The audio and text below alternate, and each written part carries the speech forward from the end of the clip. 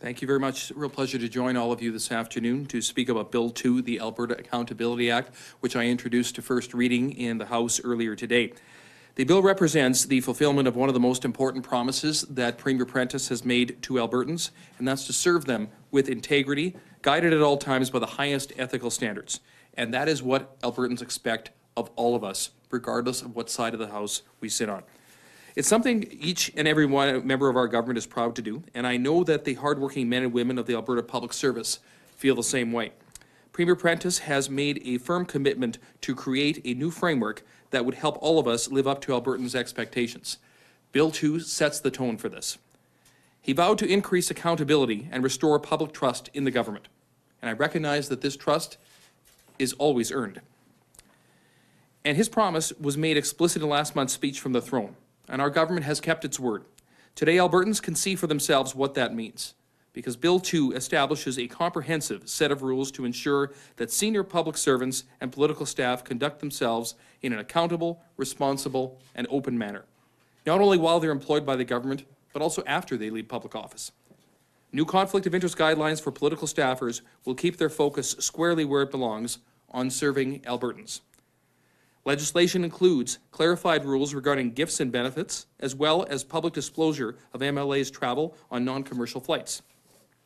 Whether you're an elected representative or a member of the public service, Albertans' interest must always come first, because these people are our bosses.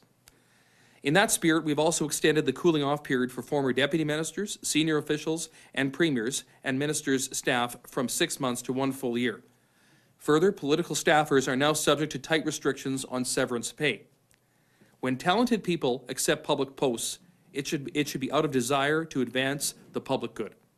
Bill 2 also eliminates sole-sourced government contracts aside from carefully defined exceptional circumstances. No province in Canada believes in free market principles as strongly as Alberta, and we think it's time for our government to reflect those beliefs in its daily operations through transparent bidding and procurement processes, which draw on a competitive marketplace to get the best value for the dollars spent. That's exactly why Albertans will see this going forward. And finally, the new act will make a clearer distinction between registered lobbyists and consultants. No one should be giving advice to government while clutching a wish list for government officials on behalf of their clients. And to enforce these changes, we will broaden the authority of the Alberta Ethics Commissioner.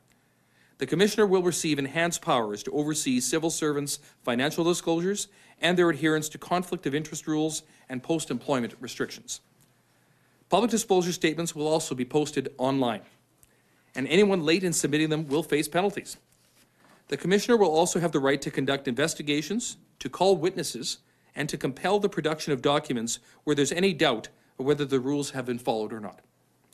In so many different ways, Bill 2 will improve the ability for government to do honest and ethical business. The Alberta Accountability Act is about respect. Respect for Albertans, respect for their tax dollars, and respect for the responsibilities of the people entrusted to govern our province.